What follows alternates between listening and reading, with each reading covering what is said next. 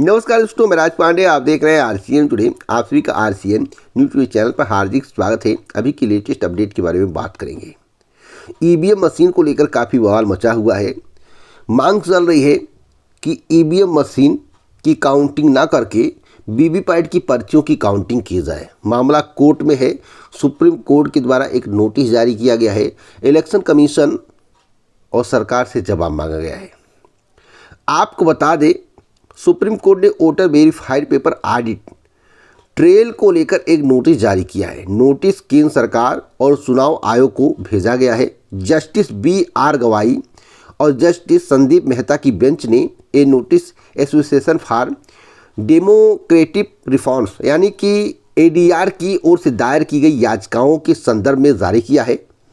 याचिका में मांग की गई थी कि सभी वीवीपैट की पर्चियों का मिलान किया जाए। शीर्ष अदालत ने 17 मई को मामले की सुनवाई कर सकती है और मैं आपको बताना चाहता हूं, 17 मई तो बहुत दूर है, उससे पहले भी सुनवाई करने पर विचार हो रहा है। ADR की याचिका में मांग की गई है कि सभी वीवीपैट पर्चियों का मिलान करने के लिए चुनाव आयोग को निर्देश दिया जाए। बता दें कि अभी तक चुनाव आयोग बूथ पर रैंडम तरीके से वीवीपैट की पर्चियों का मिलान करता आया है। इंडिया टुडे में छपी कनू शारदा की रिपोर्ट के मुताबिक सुप्रीम कोर्ट के advocate on record Neha Rathi के माध्यम से दायर याचिका में चुनाव आयोग के दिशा निर्देशों को चुनौती दी गई है। याचिका में तर्क दिया गया है कि यदि एक साथ सत्यापन किया गया और अधिक संख्या में अधिकारियों को तैनात किया गया तो प्रत्येक विधानसभा क्षेत्र में वीवीपैट की जो पर्चियां होती हैं 5 से 6 घंटे में गिनी जा सकती हैं। ADR की याचिका में ये भी बताया गया है कि सरकार ने 5,000 करोड़ रुपए खर्च कर लगभग 24 लाख वीवीपैट मशीनें खरीदी थीं, जिसमें से लगभग 20,000 वीवीपैट पर्चियों को ही वेरीफाई किया जाता है। ऐसा क्यों किया जाता है?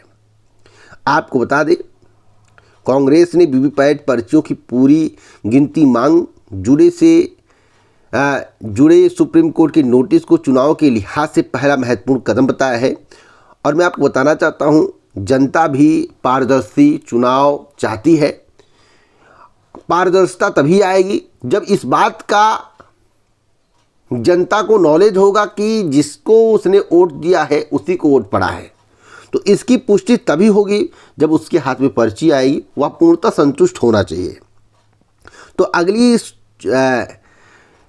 हेयरिंग में क्या होगा, यह देखने वाली बात होगी। और मैं आपको बता दूं, बीजेपी को छोड़ या बीजेपी से गठबंधन करने वाली पार्टियों को छोड़ या बीजेपी समर्थकों को छोड़ सभी लोग चाहते हैं कि ईवीएम से चुनाव ना हो, बैलेट पेपर पर चुनाव हो। अगर बैलेट पेपर पर चुनाव नहीं हो पाता है, दिक्कत आती है, तो वीवीपैट की जो पर्चियां होती हैं वह जैसे ही निकले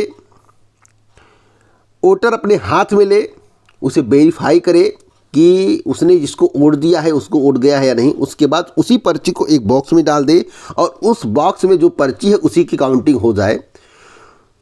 तो जो कहते थे ना कि पहले बहुत कुछ होता था, जब पर्चियों से चुनाव होता था तो काफ़ी धांधली होती थी, वैसा कुछ भी नहीं हो पाएगा। जब पर्ची सामने निकलेगा और बॉक्स में डाला जाएगा मतदाता के द्वारा, तो ऐसा कुछ भी नहीं होगा। बूथ कैप्चरिंग वाली जो बात थी वह कुछ भी नहीं हो पाएगा।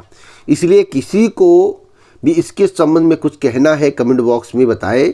सुप्रीम कोर्ट का अब की बार जो फैसला आने वाला है बहुत ही सराहनीय हो सकता है और पर्ची के काउंटिंग को लेकर फैसला सुप्रीम कोर्ट दे सकता है, इसकी उम्मीद सभी लगा रहे हैं। बाकी अब तक की सबसे बड़ी खबर के लिए इस वीडियो को शेयर कर दें, लाइक कर दें।